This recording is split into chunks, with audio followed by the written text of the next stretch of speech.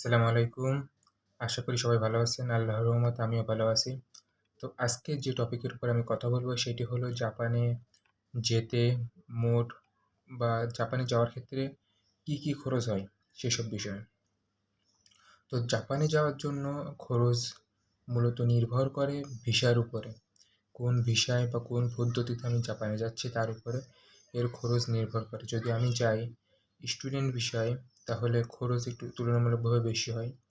যদি আমি যাই জব ভিসায় সেটা ক্ষেত্রে খরচটা ভিন্ন এবং যদি আমি চাই যে অন্য বিষয় এসএসডব্লিউ বিষয় বা টেকনিক্যাল যে বিষয়টা যেমন ইঞ্জিনিয়ারিং যে বিষয় এটায় যাই তাহলে এটার খরচ ভিন্ন। সরকারি ক্ষেত্রে গেলে যদি আমি সরকারি ক্ষেত্রে যদি জাপানে যাই সেটার খরচও ভিন্ন। তো মূলত খরচটা নির্ভর করে কোন পদ্ধতিতে আমি জাপানে যাচ্ছি তার উপরে।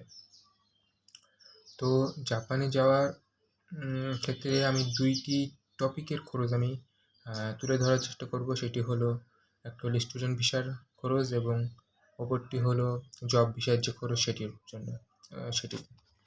তো স্টুডেন্ট ভিসা এমন একটি বিষয় যেখানে খরচ তুলনামূলকভাবে একটু বেশি। কারণ এখানে ছাত্র-ছাত্রী তারা পড়াশোনা করতে যায় জাপানে, যে তারা পড়াশুনো করে কিছুদিন ২ থেকে ৪ বছর পড়াশুনো করে। এরপরে বা ৬ বছরও অনেকে পড়াশুনো করে। এরপরে তারা চাকরিতে বা জবে চলে যায়। তো জব ভিসার যে স্টুডেন্ট ভিসা আছে, স্টুডেন্ট ভিসার যে মূলত যে খরচটা হয়ে থাকে সেটি আ কয়টি ভাগে ভাগ করা যায়। প্রথমত বাংলাদেশে থাকার অবস্থায় খরচ এবং ওই দেশে যাওয়ার পরবর্তী যে খরচ সেটা। তো স্টুডেন্ট অবস্থায় যে মূলত যে খরচটা মানে স্টুডেন্ট ভিসায় যাওয়ার জন্য যে খরচটা হয়ে থাকে সেটি প্রথমত যেটি আমি বলতে চাই সেটি হলো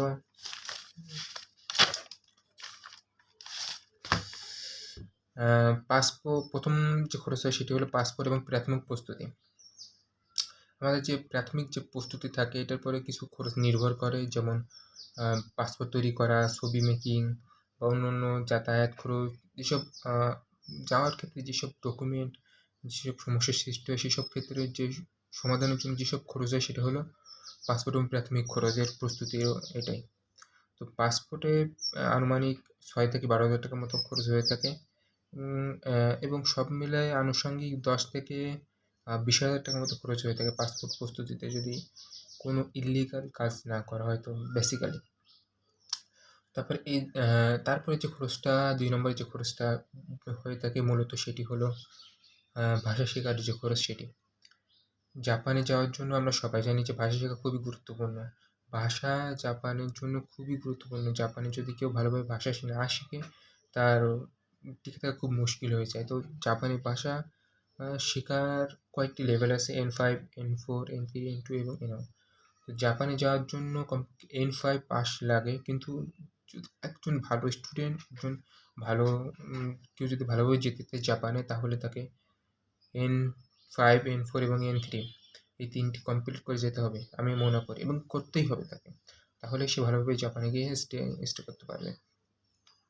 তো যে ভাষা শেখার জন্য N5, N4 এবং N3 তার জন্য কিছু আনুষঙ্গিক খরচ আছে এবং যে কোচিং ফিটা আছে সেটি প্রায় প্রতি সেশনের জন্য ১৫,০০০ করে। মানে N5 এর জন্য ১৫,০০০, N3 এর জন্য ১৫,০০০, N4 এর জন্য ১৫,০০০। তো এটি নির্ভর করে কোচিং ভেদে এবং পরীক্ষা ফিও আছে, পাশাপাশি বইপত্রের খরচও আছে। আনুষঙ্গিক সব মিলায়ে ৩০,০০০ টাকার মতো খরচ হয় বা তারও একটু বেশি হইতে পারে। ৩০ থেকে ৩৫,০০০ টাকার মতো কভার হয়ে যায়। তবে এটি নির্ভর করে তার নিজস্ব ব্যক্তিত্বের উপরে। সে কোন ধরনের কোচিংয়ে যাচ্ছে। অনেক ধরনের কোচিং আছে যেটা মাত্র ১৫,০০০ টাকায় N4 এবং N3 কমপ্লিট করার ওয়াদা করে বা ওইরকম প্রস্তুতির কথা তারা বলে। কিন্তু আনুমানিক ভালোভাবে বেসিক্যালি বা যদি আনুষঙ্গিকভাবে দেখতে চাই তাহলে ৩০,০০০ টাকা, ৩৫,০০০ টাকা, ৩০ থেকে ৩৫,০০০ টাকার মতো খরচ হয়। তো স্টুডেন্ট ভিসায় যেহেতু জাপানে যাচ্ছি সেহেতু সম্পূর্ণ যাওয়ার পরে নিজের থাকা খাওয়া ফিটা সম্পূর্ণ আবার।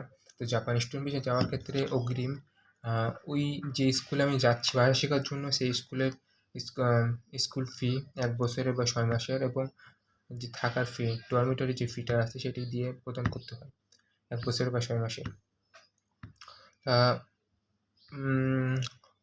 অন্য চার্জও আছে। তো আবার সেক্ষেত্রে আনুমানিক ৯ লাখ টাকার মতো খরচ হতে পারে বা হয়ে থাকে। কারণ জাপানি টিউশন ফি একটু বেশি সব দেশ থেকে এবং ওখানে গিয়ে ভাষা যেহেতু শিখতে হবে সেজন্য একটুখানি কষ্ট করতে হয়। তো এরপরে আসছে বিমান ভাড়া। বিমান ভাড়া ৫০,০০০ থেকে ১,২০,০০০ টাকার মতো হয়ে থাকে। বিমান ভাড়া তুলনামূলকভাবে একটু কম বেশি হতেও পারে বা নাও হতে পারে। এটা নির্ভর করে কী পদ্ধতিতে বিমানে যাচ্ছে সেটির উপরে। তো আনুমানিক ৫০ থেকে ১,২০,০০০ টাকার মতো খরচ হয়ে থাকে। এরপর আছে যে এজেন্সির মাধ্যমে যাচ্ছি সেই এজেন্সির যে ফিটা আছে তারা যে একটি টাকা নিয়ে থাকে এটা ৫০,০০০ বা ৭০,০০০ টাকার মতো তারা খরচটা নিয়ে থাকে। কারণ তারা সমস্ত যাতায়াতের প্রস্তুতি তারা করতে সাহায্য করে এবং তারাই মূলত সব কিছু ঠিক করে দেয়। তো মোট আনুমানিক খরচ আরেকটা খরচ আছে সেটি হলো নিজস্ব খরচ। জাপানে যে যাবো তার জন্য কিছু কেনাকাটা করা লাগে বা যাওয়ার জন্য কিছু প্রস্তুতি স্বরূপ কিছু জামাকাপড়, প্যান্ট শার্ট এবং নিজের শরীরের যত্ন বা ফিট করার জন্য কিছু আনুষঙ্গিক খরচ যেগুলো আছে সেটা সম্পূর্ণ নিজের উপরে নির্ভর করে। সেটা কেউ ১০,০০০ টাকার মধ্যে হতে পারে, কেউ ৮০,০০০ টাকার মধ্যেও করে থাকে। তো এটা সম্পূর্ণ নির্ভর করে নিজের উপরে। তো মোট খরচ আনুমানিক ৮ লাখ থেকে ১৫ লাখ টাকার মধ্যে হয়ে থাকে। তবে আমার যে হিসাবটা আছে সেটি ১,০০,০০০ আমি যে হিসাবটা করেছি ১৪ থেকে ১৫ লাখ টাকার মতো হয়। সম্পূর্ণ যে খরচ এর মধ্যে সম্পূর্ণ কভার হয়ে যাবে ভালোভাবে। তো এটাই ছিল খরচের যে বেসিক যে স্টেটমেন্ট সেটা। তো খরচ সম্পূর্ণ নিজের পরে কেউ যদি চায় যে আমি কম খরচে জাপানে যাবো, যত কম খরচ করা যায় তত ভালো। সে ইচ্ছা করলে কোচিং ফি নর্মালি কোচিংয়ে ভর্তি হতে পারে বা সেখানে যে ল্যাঙ্গুয়েজ স্কুল আছে সেটা খুব একটা ভালো নাও নিতে পারে, ডরমিটরি খুব কম নিম্নমানেরও নিতে পারে এবং নিজের যে প্রস্তুতি খরচগুলো আছে সেগুলো অনেক কিছু ছাঁটাই বাছাই করতেও পারে বা নাও করতে পারে। সেটা সম্পূর্ণ নিজের উপরে। তবে যে মাঝামাঝি যে খরচটা হয় সেটা ১৪ লাখ থেকে ১৫ লাখ টাকার মধ্যে হয়ে থাকে বা ১২-১৩ এরকম আনুষঙ্গিক খরচ সব মিলায়ে এটাও এইরকম খরচটা তার পড়ে। তো খরচের ক্ষেত্রে কিছু বিষয়ে সাবধান থাকা উচিত। কারণ অনেক খরচের ক্ষেত্রে যে বিষয়গুলো সাবধান থাকতে হয় সেটা হলো সঠিক এজেন্সি নির্বাচন।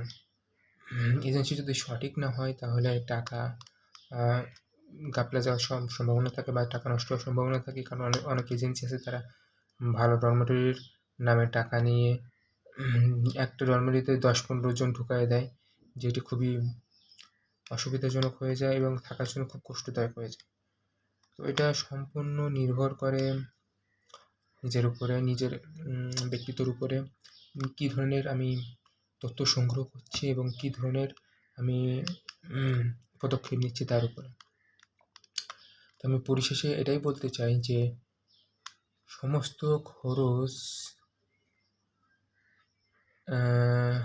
নিজের উপরে চলে আসে এবং ওখানে যাওয়ার পরে নিজেই জব করতে হয়, পার্ট টাইম জব করতে হয়। সব মিলায়ে যদি বাংলাদেশ থেকে কিছু প্রস্তুতি না থাকে নিজের আগের থেকে যদি যাওয়ার ক্ষেত্রে শুধু ভাষা শিখলে হয় না, নিজের অন্যান্য প্রস্তুতি যদি না থাকে ওখানে যেয়ে হুট করে একটা মুশকিলে পড়ে যেতে হয়। মানসিক প্রস্তুতির জন্য নিজের শারীরিক, মানসিক ভাষা শেখা পাশাপাশি অন্যান্য যে বিষয়গুলো সেগুলো সম্পূর্ণ নির্ভর করে। তো আমি আশা করি যারা এই খরচ সম্পর্কে জানতে চেয়েছিলেন খরচের সম্পূর্ণ যে হিসাবটা পেয়ে গেছেন। এটা হলো বেসিক্যালি যে হিসাবটা সেটা এবং আরও অন্যান্য খরচ আছে যেটা ছোটো ছোটোভাবে ভাগ করলে অনেক খরচ বাহির হবে, সেগুলো ধরলাম না কারণ সেগুলো ধরার কোনো পর্যায়ে আসে না। তো আজকে এই পর্যন্তই। আশা করি যে ভিডিওটা আমি তৈরি করছি এর থেকে কিছু উপকৃত হবেন, এবং যদি কোনো উপকার করে থাকি তাহলে দোয়া করবেন। আসসালামু আলাইকুম।